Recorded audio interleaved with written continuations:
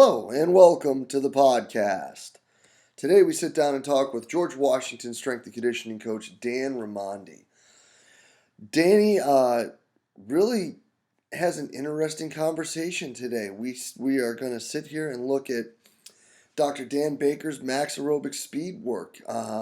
This was a really awesome and well taken article that was on Freelap probably about 6 months ago. And it really pointed out some really neat things, some different ideas, and Danny kind of took the ball and ran with it a little bit. He's going to talk to us about how he implemented it with his soccer and lacrosse players and the progressions that he used throughout the offseason with his student athletes. What I think it really gets neat is Danny starts talking a bit about the different modes or the different ways these exercises are done that Dr. Baker talks about in the article, and he talks about how he modified some of those parameters based on, the preparedness level of his athletes. So, like he mentions at some point that you don't want to change too much of the chef's recipe, but he looked at there were some points where his kids, whether for whatever reason it may be, just there were some things that they weren't able to quite hit when it came to time-wise. So changing the parameters a little bit allowed them to progress better, allowed them to move forward better, allowed them to be successful. So things like that I think are really cool, where you can take someone, Dr. Baker is so highly respected around the world, and rightfully so, with all of that he's done through the research and coaching. But to take a younger coach like Danny to look at his stuff and say, this stuff really is awesome, and this is how we used it, and this is the little wrinkle we had to put into it. I think that's really cool, and I think that helps other people start to understand how they can look at things and implement them, and maybe isn't being implemented to a T precisely how that person states it, but it gives you an idea of how you can modify things to fit with your athletes. And then what he does is he really breaks it down from start to finish. What he did in the beginning, the middle, and the end, how he modified things, how he split up his teams, results that he saw, the things that he liked, things he didn't like, and parts of what he did that he would change. And to me, that's really brave. So I really appreciate Danny sitting down and actually sharing what he did, what he thought of it, and what he's going to alter going forward with his programming. And I hope you guys enjoy the talk. Let's get right to it. Let's go ahead and get it started then, Danny. What do you got going on right now up there at GW that's got you excited, my man? So right now, the past year I've been here at GW and been playing with a new style of conditioning, at least new for me. It's been around for a while. As far as what Coach Dan Baker has done out in with the Brisbane Broncos. I first saw his article as a recent trends in high intensity aerobic training article. And I think since then he's written on Freelap, and he's posted a lot of stuff on this. So it's been new to me, but I've been playing with it for about the past year. It's probably the biggest change I've made in my conditioning and my fitness stuff with my specifically my women's soccer team. But we've also done it with my men's soccer team, and we've put pieces of it with our other field sports like women's lacrosse specifically. So what it really is all based around this concept of max aerobic speed. And so essentially what we do, depending on the team, so like for women's lacrosse, for example, we use the 1 mile test to get the number, and for women's soccer and men's soccer, we can use the yo-yo test. And what we do is we take that final stage, so if the multi-stage test, we take the final stage, which will give us a speed in kilometers per hour, all right, which we can then convert over to meters per second. And Coach Baker is pretty good. He gives you a formula how to convert. Because of the nature of a shuttle test with the decelerations, you might get a skewed MAS score. So he'll give you a formula to convert that score to make it more realistic. Or conversely, if you're doing like a mile test, so you take the mile in meters, which would be 1609, and then divide by the time in seconds, and you get a meters per second score. You can convert it to whatever you want, yards per second, feet per second. Just use that Google machine to do that. And what we do from there, once we have their max aerobic speed scores, the whole purpose of, or at least for me with this conditioning, was a really good objective way to see the progressions throughout the primarily GPP phases, which would be like for me preseason women's soccer, off season women's lacrosse, that summertime period basically. We'll still use it in this fall period with my women's lacrosse team, but for soccer primarily, we do it in the summertime. So early in the summer, we have a very clear progression of beginning on more of a sub max aerobic speed, and we progress generally to super maximal methods, kind of just straight from what Coach Baker prescribes.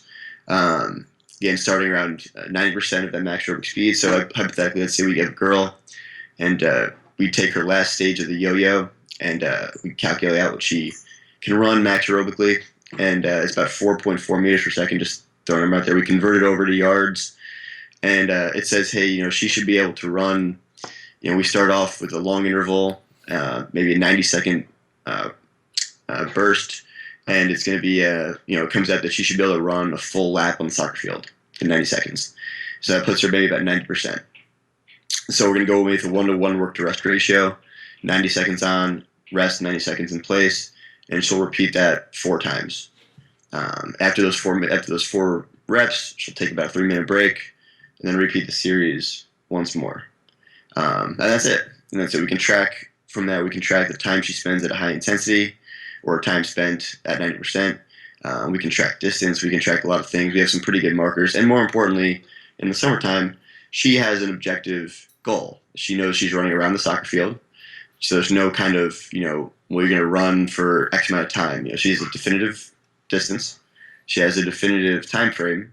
So she knows for sure if she needs to be, under 90 seconds, or where she falls. If she comes in a little bit later, then she knows that she needs to improve upon that each week.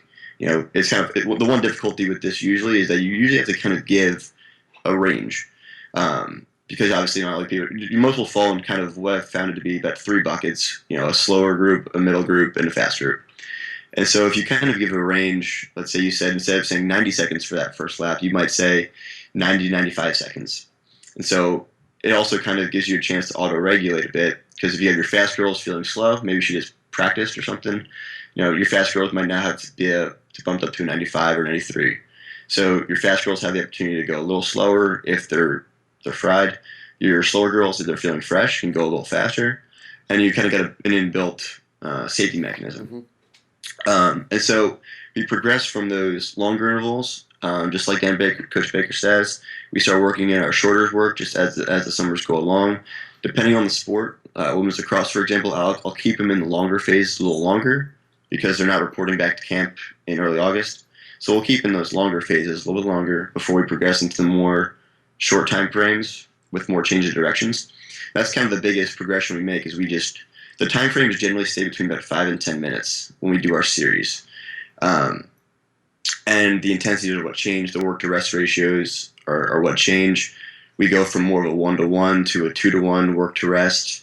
I use a lot of what he calls the Eurofit, which is a 15 on, 15 off method. So just a 1-to-1, and we're working about 110% of max aerobic speed.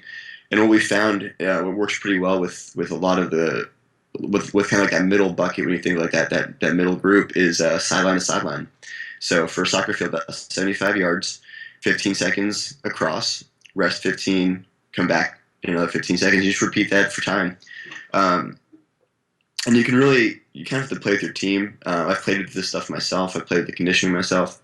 But depending on the athletes, if they're not used to this type of conditioning, one thing I found to be really helpful is to just treat it almost like we treat kind of weight training in the weight room, is cluster it. When I first started doing this with women's lacrosse, we would go 15 on, 15 off, and we'd use the full field. And they weren't used to the short rest periods and the intense nature of the bouts. So what we did was, instead of going for a minimum 5 minutes, is what Coach Baker recommended in the article, I cut it down to 3, because about 3 was where we were starting to miss a lot of reps, and it was becoming really noticeable that the quality of the reps were going down. So just in an effort, for me the most important parameter was the time spent at this super max aerobic speed. So this 110% time was being the most important variable. So I was like, well, let me just cut the time frame from 5 to 3, and I'll tack on another rep at the end. So we did a 3 series of 3 minutes, 15 on, 15 off. The girls all line up on the goal line. We've got basically 3 cones or 3 kind of chunks along the field, so they know that if they're in group one, they're going to be running probably 2 to 3 yards further. Middle group, less, and so on. So blow the whistle, 15 seconds on. By the 15-second mark, by the time the second whistle blows, they all need to be at their cones, or pretty much within a step of it, pretty dang close. So by the time that 3 minutes comes around, they're all pretty much within a step of that final line. Then we'll rest for 2 to 3 minutes, and we'll repeat that series twice more. So I can track, for me, I track total yardage, and I can track time spent at a high intensity. That's usually kind of how we progress, is first adding a little bit of a time to the high intensity before we ever increase the intensity. And if we do increase the intensity, so let's say we're going into the next 2 or 3 weeks, we want to jump up a little more, then we can go up to about 120% of max aerobic speed. We might cut back down again to 6 minutes total high intensity. So maybe instead of doing 3 series of 3, we might go 3 series of 2. So it cuts us down from 9 to 6 minutes with that accommodation of the 120% intensity. The biggest thing I kind of found, and not just the reason for keeping the quality of work high, but a big thing is also the nature of it being winnable. I think early on, if you're doing 2 5-minute bouts and the girls spend the last 2 minutes of each series failing, to me it's just a reminder to them that I don't want them. It's a reminder for them that they're not fit, they're slow, and I don't want them to always be thinking that. It's very hard conditioning, and I'd rather them finishing fast and feeling fairly fresh, as opposed to leaving just exhausted and dead and feeling like a failure. And a lot of alliteration here. Mm-hmm. But to me, it's the truth. It's especially early on in a GPP phase or in the fall with like women's lacrosse. We want them coming off feeling pretty confident. I want them feeling okay. Like maybe I'm on the cusp of, I'm just a step short, so I'm like right there. Women's soccer, same thing. I want them feeling like they can win these conditioning drills without feeling like it's impossible. If they come into the next conditioning session with that thought of the first one, it's like, oh, I can't make the last 2 minutes of time. It's just impossible. But if they think, well, I made the first 4.5 minutes, then the last one was like right on my kind of the cusp of making it. To them, it's now they're one step away. So it's just a little bit more of a way to kind of boost the confidence a little bit, because we're going to progressively get harder and harder. And so if we come out of the gates too strong and they get too mentally down themselves early on, it just sets a bad tone for the rest of the semester. But yeah. So you do the longer stuff, the 90 second stuff, and Mm-hmm. then you go into the Eurofit, and you said that so do you start them off right away at 110%, or do you start them at 100%? So we start the long intervals with I use about 90 seconds. I like the 90 seconds time frame. I think it worked pretty well. But you could go up to 5 minutes. Depends on really depends on just what you want. Something I might play with later on is to go a little longer to a 5-minute duration. But with those time frames, you're going to look at more of 90 to 85% of max aerobic speed. So you're going to drop it down. I know Coach Baker has a formula in his article for how he does that. It's like no more than 2/3. So if hypothetically you could run your max aerobic speed for 5 minutes, you wouldn't be able to repeat that 2/3 of that speed. You wouldn't be able to repeat. So like 3 minutes would be the max you could do repeat shuttles at. Mm-hmm. If that makes sense. Yeah. So then he's got so the things you have to kind of play with. Those are kind of little things I think you have to kind of play with. Like I went into to go back to the cluster. That was one thing I had to play with, was dropping down from a 5-minute series on the Eurofit 15 on 15 off to a 3-minute. So same thing with the long intervals. I think you got to kind of play with it a little bit. For me, the 90-second lap worked really well. It was a really good. I tracked for myself like average heart rate in the first series, average heart rate in the second series, and you can kind of track, progressively. If you want to kind of do a little N=1 experiment, you kind of track yourself how your numbers change. But it's good. It's a challenging workout. It's not impossible. It gives a good cardiac adaptation, and it's and it's very measurable. That's what I always like that. So yeah, we do. So we go from those 90%, on the early on, and we phase into 100%, 110%.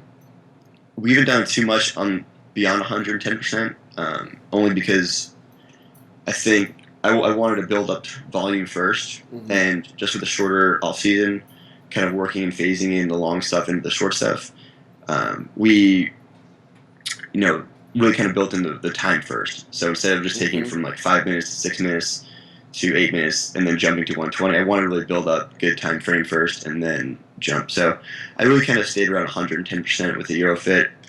We did some Tabata stuff.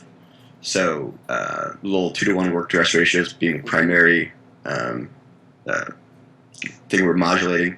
And we also experimented a little bit too with some variable distances. So for soccer, for example, one thing we played with was the 18-yard line and the midline.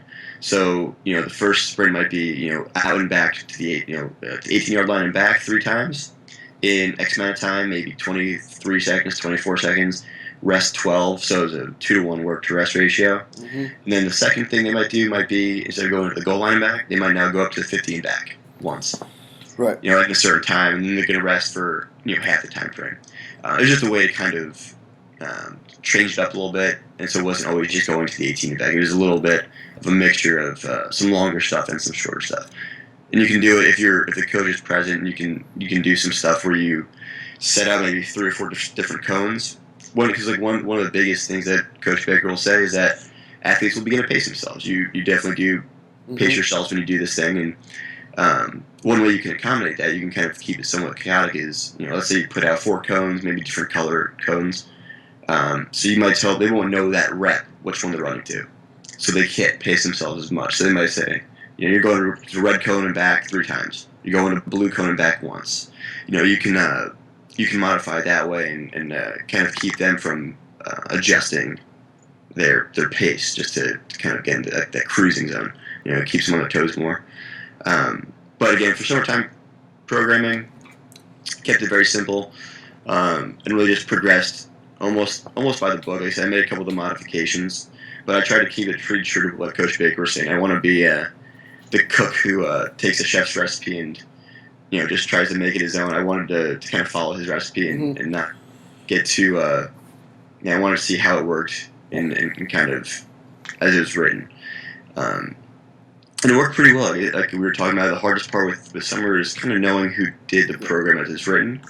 But I was talking with my girls, talking with some of my girls, and what they were doing this summer, and some that I knew were around all summer training, and the ones, and there was a couple, and they were honest with me. They were very honest, which I really appreciated about it. Someone told me there was a couple of workouts that I didn't do, the one conditioning that was maybe 2-minute time frame. I didn't do that one, but I did all the other ones, and they would kind of tell you that stuff, and the response was really positive. They felt like it really applied to the sport. They felt like it really prepared them for the sport, for the demands, and most importantly, I think it gave them this objective number to reach for. It wasn't like go run for 20 minutes. It wasn't some arbitrary subjective gauge, which is what I had done in the past.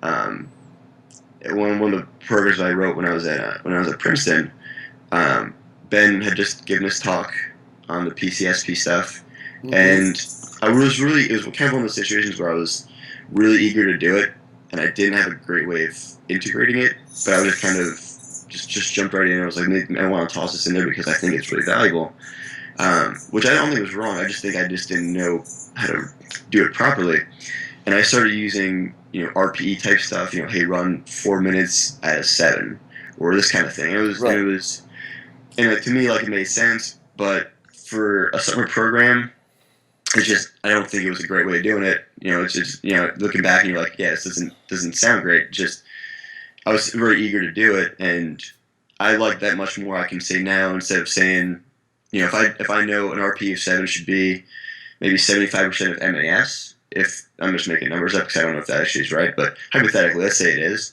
I can actually say now your lap time should be, if you normally run 90 seconds, you've got 2 minutes to run the lap, and that puts you maybe in the zone. And so now, instead of saying just RPE blank with the time frame blank, I can say one lap in blank, and Gotcha. they know it's probably a casual jog.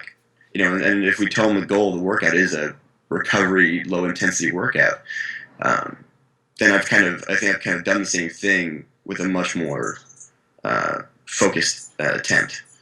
Hmm. That was kind of what it was a big realization for me after that first summer when I tried to do that. I was like, I got to figure out something better, especially for kids who are gonna be on their own. Yeah, maybe more efficient would be a better way to say it. But yeah, no, I Yeah. understand what you're saying.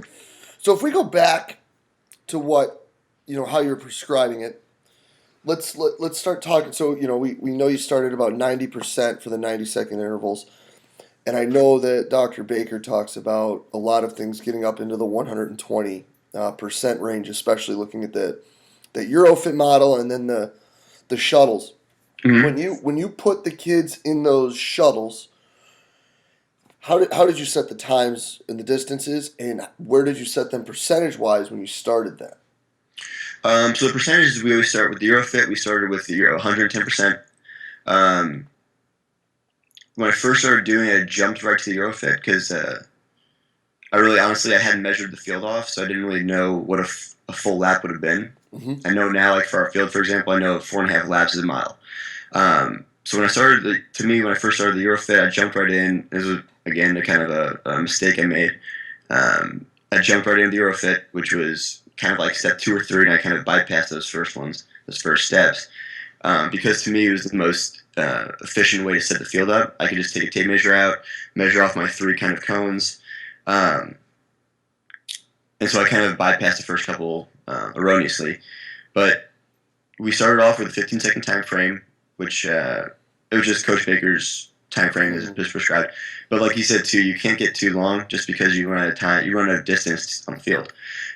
So like for most of my 15-second durations, I think most of the distances were about 75 to 85 yards.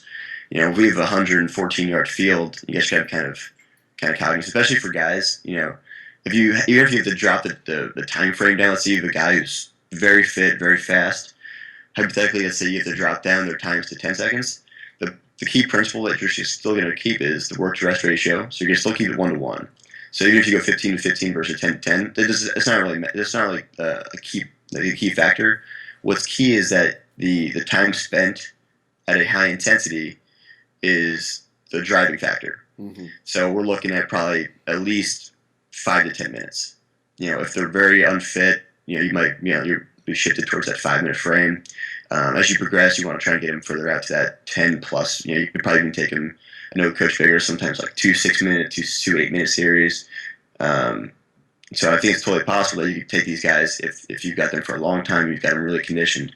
You can take them out to those beyond 10-minute parameters. But that's the kind of key driving factor. So if you go 15 on, 15 off, 10 on, 10 off, whatever it is, you're keeping that work to rest in the Eurofit method. You're keeping it 1-to-1, and you're keeping the total time as your key driving parameter. So that's what I did first. I kind of decided what I wanted to do from a time frame perspective. So I wanted 15 seconds. So I know my rest will be 15, and I know my total time needs to probably be at least about 6 minutes. If I start with 2 3-minute bursts, and I can add a third series, or I can jump to 2 4-minute bursts. One thing you can do, like if you start. So one thing I started playing with was I started with 2 3-minute series. My second week we went to 1 5-minute series. Then you try maybe 2 4-minute series, or you can kind of chunk it around in certain ways, and the athletes and you kind of get some feedback from like, that one was much more tolerable than the other one. The one long burst in one long 5-minute series are usually pretty hated. But when you kind of chunk it down to like 3 to 4 minutes, they're usually pretty well responded to. So that was the key. The key is always just the time you spend at a high intensity, and that if you're doing like a Eurofit, a 1-to-1 work to rest. If you're doing a Tabata, obviously you got to go up to 2-to-1. But you can always have an objective marker of the work you've done. If you always know you're going 10 minutes at a high intensity. The nice thing too about the conditioning with Coach Baker is that the progressions have a natural kind of inbuilt volume deload from week to week. So when you go from a Eurofit to a Tabata, for example, you might go from doing 10 total minutes at high intensity, you go up to 120% for 2-to-1. You might drop down to 6 minutes, just by virtue of the fact that you're going up a higher intensity. So the volume is a huge deload. Intensity to me is never the limiting. Intensity to me is never what really kills the organism. It's always that volume. So I'm always a little bit more conservative in starting off with a lower volume and gradually going higher than coming out with a higher volume. But I just think the volume is what kind of drives athletes further into kind of an overtraining than intensity. Especially if it's a sport that's highly aerobic. If they're not getting a ton of intense work during practice, that intensity for 5 minutes. Here's an example. We had two of my men's soccer players last year. We used a Team 2 system, and they weren't able to practice during the spring. They weren't able to practice with the team because of class. So we trained them in the morning, and it was a kind of a hybrid speed plyo session, and we finished with 2 5-minute series, 2 on the Eurofit, 15 on, 15 off. And for them it's really rough. It's a very tough workout, and in reality it's 5 minutes of work. When you're going for 10 minutes, 2 5-minute series, half the time is spent resting. And so one of the guys came up to me, and he was funny. He goes, I want to see my training load from the day. He goes, there's no way those guys at practice are working harder than us. And it's funny because this drives home the volume point to me. Is I had seen his numbers that day, and I said, I'm glad you said that, man, because I'll show you the numbers here. And his numbers and the other guys, the 2 guys' numbers were, I think, the training load that Polar uses there was about like 106 or 110 for a 45-minute session. That included other speed work and some plyometrics and some medicine ball throws. And we finished it off with the conditioning. Compared to the guys who were practicing, now when you factor out the volume of 2 hours of moderate work, and they were all running 40 to 50 points higher. And it was just kind of for me, like, listen, volume is not, or intensity is not what's gonna kill the organism. It's the volume. And you can run at a moderate pace for 2 hours and have higher training loads than guys who ran at a higher pace for 5 minutes. And quality of work is we're getting really good high quality of work. We're getting very focused efforts, and that's just kind of a good example, and that I always like to use is just 5 minutes is, it's that's not a huge training load. No, but it's efficient. It's efficient, and especially a lot of the kids in the summer times, they're playing a lot of summer league stuff, club games, and so you think if I can make a conditioning system that says, hey, you're gonna do 15 on, 15 off, sideline to sideline for 6 minutes. They play their league games. Let's say they're playing like a little less skilled athlete, so maybe it's not as challenging. They get to the end of it, they're still feeling pretty good. They know definitively this will take no longer than 5 or 6 minutes. They know for sure. It's not like I got 20 more minutes of running to do. They can go. It's 2 songs. They put on their iPhone. They run for 6 minutes. And it's like you said, it's efficient. They're at the end of the practice. They maybe spend all the time in kind of a more of an aerobic type zone. They come to the end, do their 5 6 minutes of work, done. That's it. And most importantly is compliance. Is it optimal? Is there better loading or volume that could be done? Probably. But if they do that consistently, I'll take the consistency over the person who does the random perfect workout every time. I'll take that consistent. So that was kind of for me a good one too. Just like you said, is efficiency. So then you also mentioned there was a couple things that you messed up on. So jumping too fast. So how would you progress this now as opposed to then? Yeah. So that was the thing. I think I jumped on too quickly. Was just going right to the super maximal work. Mm-hmm. So jumping right to 110% max aerobic speed. The long intervals were really useful. The ones early on, the 90% or so, that works really useful. I would always go back and phase those in early in the prep period. If it's a team that's going to come back early in August, like a soccer team, I would keep that phase shorter, so maybe 2 to 3 weeks, and that's it. For a team like my women's lacrosse team, they're going to come back in late August, and we have all fall to prepare still, so I'm going to keep that phase longer. I might extend that out to 5 to 6 weeks, just because there's a lot of good adaptations I think that they can make there on those long stuff before we have to really progress into the more super maximal methods. And we still do in those phases, we'll still do speed, agility work. So it's not like they're getting only exposed to long duration stuff. Um, I just think for kind of depending on what the demands are. If you're going to report early, you may not be able to, and especially a team like soccer who does usually generate some time spent at longer distances. It's kind of known more for having backgrounds with LSD stuff, long slow distance work. You may not have to spend as much time there. Lacrosse is again a little more known for their short bursts and their a big really common lacrosse test is the 300-yard shuttle test, and so I think for them getting them out of that the change of direction and spending some more quality time just at a continuous kind of pace with minimal change of direction is just not just valuable for progressing later on, but it's also valuable to take some pressure off the tissue, off the joints, give them a little bit of a respite from that. Awesome. So then you're saying step one then is the 90 seconds? That's where I began. You could even chop it down to, you could have them do, it really kind of depends on, I use, for example, I always use our soccer field, which also has the lacrosse lines on it. That's kind of a key factor, I guess, too. You should probably say the lacrosse lines are on the field, so I know, the farthest most lacrosse lines are about 2 yards beyond the soccer goal lines. So I kind of know roughly all the distances. So I might say you can even start with half a lap. Mm-hmm. You could go 35 or 40 seconds, half a lap. Make it gradually a little bit faster, and yeah, you could really kind of use anything. You could say start with 2.5 to 3 minutes. It's really kind of it's totally the call of. I just picked 90 and went with it. It was somewhat arbitrary. I mean, 90 worked out really well because it can't be basically one lap, and so instead of saying like, oh, we're going to do one in a quarter lap, it was just a nice clean number, just one lap. We played. There was a couple of numbers I played with over some time, and I was reviewing kind of the programs, and I need to modify those numbers. I think I tried to do at one point, like I think it was like 2 laps in 3 minutes, which is pretty aggressive. If the 90-second pace is a pretty fast pace, so that was a number I looked back on. I was like, that's not a right number. I need to fix that one. And so yeah, you just kind of have to kind of play with it. If for example, like that 90-second time works out really well, or that lap works out really well. Mm-hmm.